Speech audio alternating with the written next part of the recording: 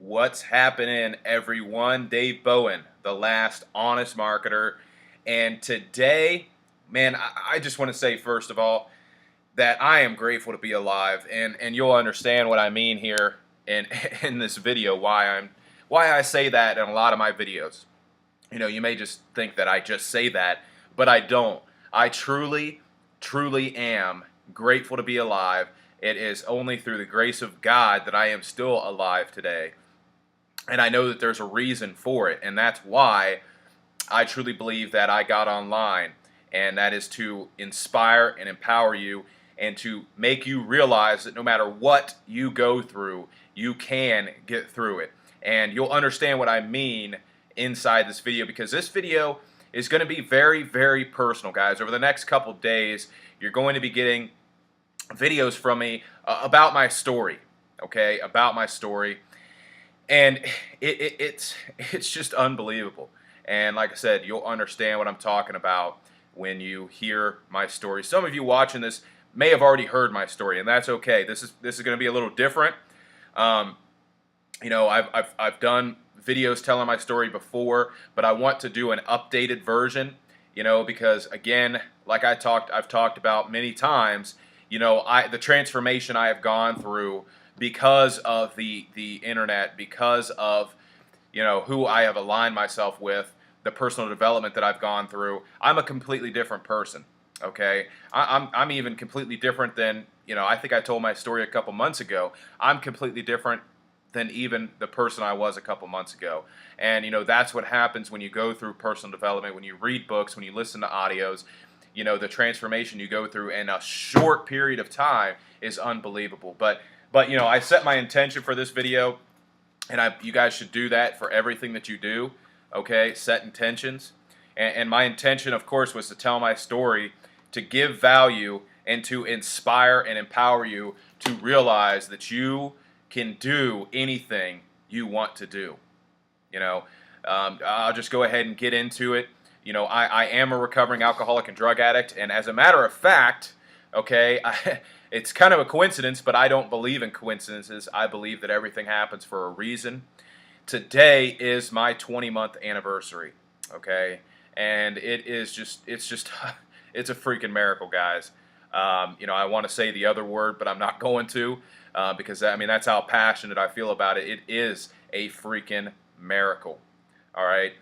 I don't really want to get into a lot of details, or I should say some of the details I don't want to get into, because they are very graphic. They are very, I don't know how to put it. They're just not stuff that I want to get into, but just know that it's a miracle that I'm sitting here before you today telling my story, okay? And I feel privileged, I feel honored to be able to tell my story, because I truly believe, like I said in the beginning of this video, that I was put online, okay, to share my story, to inspire people, through my story. So anyways, I grew up in Marysville. I actually was born in Houston, Texas, but I only lived there for about a year and a half. And we moved to Marysville when I was about a year and a half old, and that's where I grew up.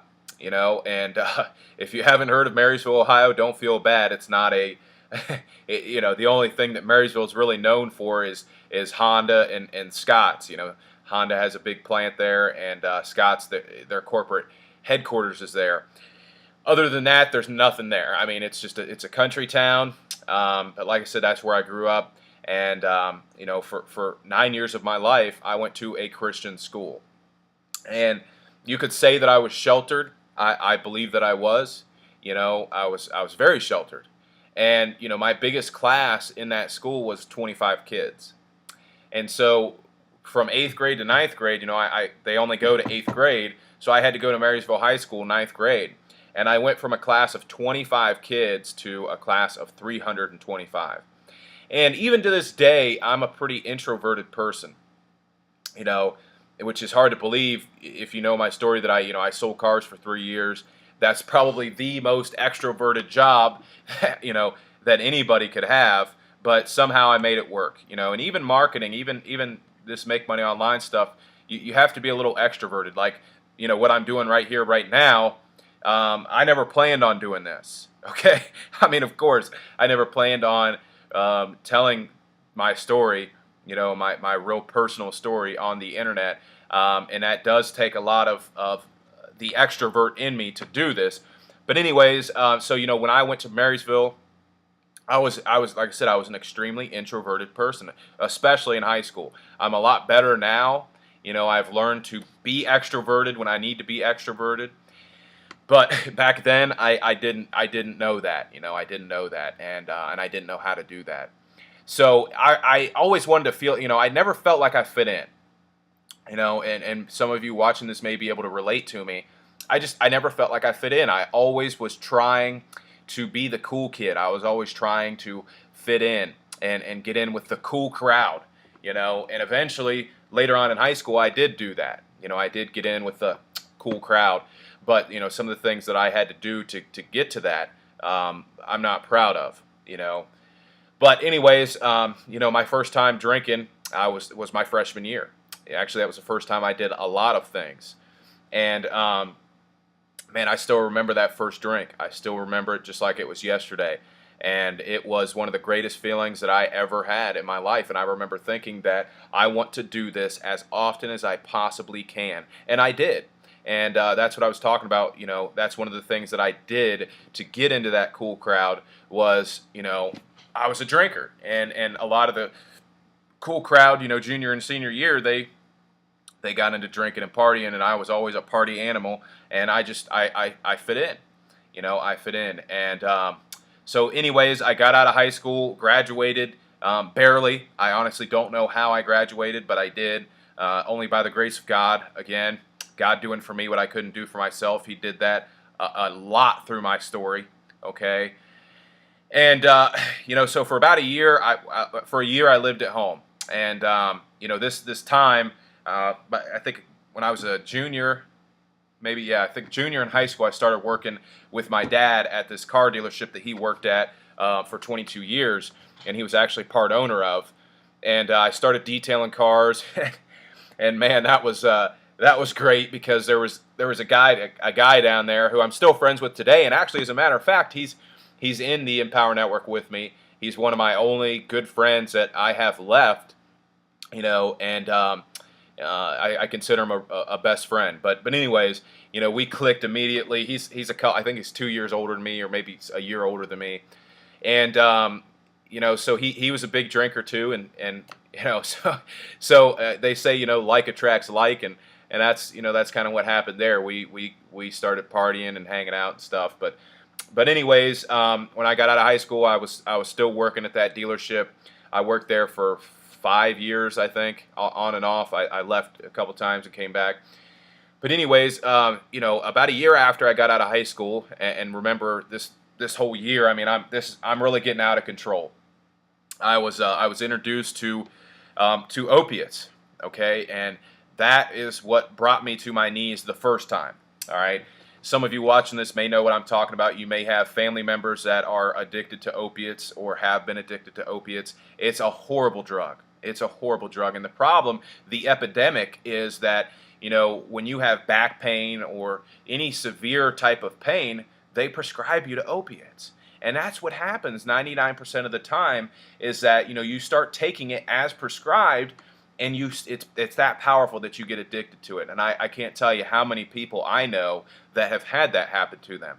Just normal, average people that hurt their back or whatever and got prescribed opiates, and now they're addicted to them. And so, anyways, that was my first drug of choice. And even to this day, I mean, it's still one of my drug of choices. But anyways. And so I was just getting out of control, guys, and I moved out about a year after high school, got my own apartment with two of my buddies from high school, who were just like me, partiers and drinkers. And anyways, we, about a week or so after we moved in, we threw a massive party, and I just got out of control at this party. I mean, I was on 8 different things, and I'm not going to go into details, but I was on 8 different drugs, of course, drunk, all that stuff. But my buddy sat me down, my buddy from 7th grade, sat me down, and he said, "Look, Dave," he said, "you got a problem." He said, "If you don't go tell your dad tomorrow that you got a problem, I'm going to tell him for you." And I'm grateful that he did this. That shows how good of a friend he was. And so something hit me. I believe it was God. Something hit me, and it said, "Dave, he's right. Go talk to your dad." And so the next day I did. And long story short, that was my first and only stint in rehab. I went through rehab. It was the best thing I ever did because I learned that I did indeed have a problem. And see, I knew I had a problem with opiates, but I didn't understand that I also had a problem with alcohol and every other drug. That was the first time I learned that a drug is a drug is a drug, and it is. If I'm addicted to opiates, I'm addicted to everything, and I am. And so this stupid fly keeps flying around here. Anyways, so I got sober for a while. I got sober for 4 or 5 months, and it was amazing. It was amazing, and my life started to get back on track. I started to to realize that sobriety is great. Well, needless to say, and this is where I'm probably going to end this video today, and I'll catch back up tomorrow. Stupid fly. Is that I relapsed. I started going to meetings, and what happened is I stopped going to meetings. I stopped working the program, and I relapsed. And I can tell you that it got way worse, guys. I mean, this is where the next video, the next part is where my story really starts to, and I don't want to say gets good, but it does, because like I said, where I have come from to where I am today will blow your mind, and it will show you that anything is possible. And so the bottoms that I went to, guys, I mean, I lost everything I owned. You've heard some of this story probably if you've followed me. I lost everything I owned, literally. I had a negative $300 bank account, guys, and I was sleeping on the floor of my buddy's apartment, and it was just bad.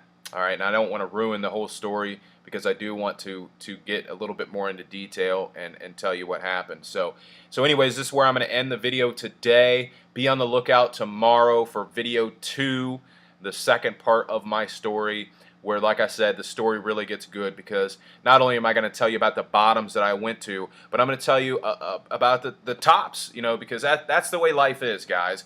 And if you don't, I saw a picture on Facebook that was just awesome, and it's like the heartbeat or whatever, the pulse, how it goes up and down, and it says, it said something like if you don't have bottoms and what's the word I'm looking for? If you don't have bottoms and highs and lows, if you don't have highs and lows in life, then you're dead.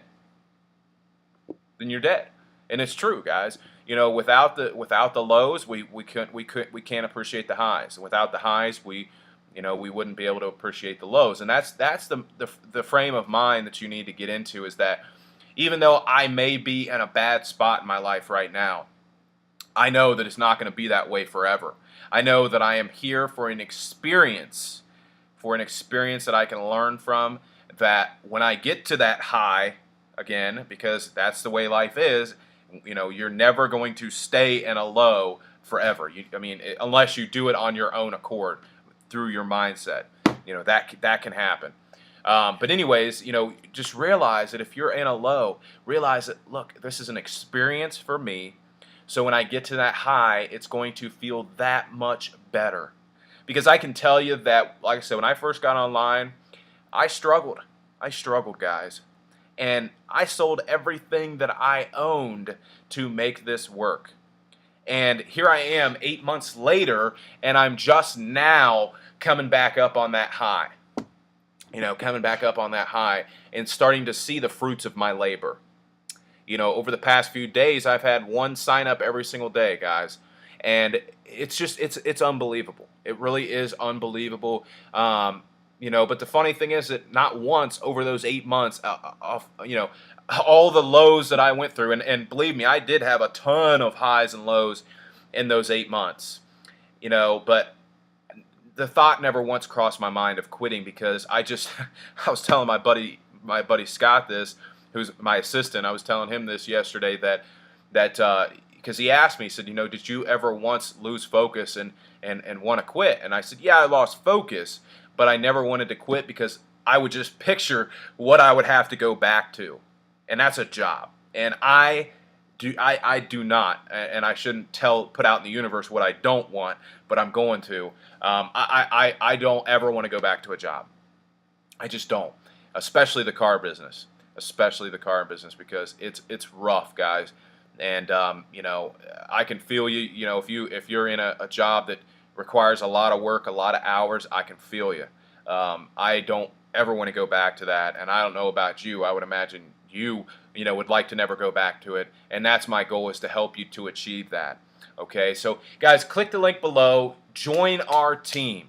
Okay, join our team. I truly and honestly want to help you make a full-time income online. That is my goal, because I believe that the value that I deliver the marketplace, the value that I bring to the marketplace, is going to reflect in my income. And so that's my goal. I want to help you. I truly do want to provide value to you and help you earn a full-time income online and experience this amazing life of freedom. So love you guys. Make it the best freaking day of your life. Honestly, when I say that, I truly mean that, guys. Go out, go the extra mile, do something nice for somebody today, provide value to the marketplace, and see what it does for your life and your business and your income. Talk to you later, guys.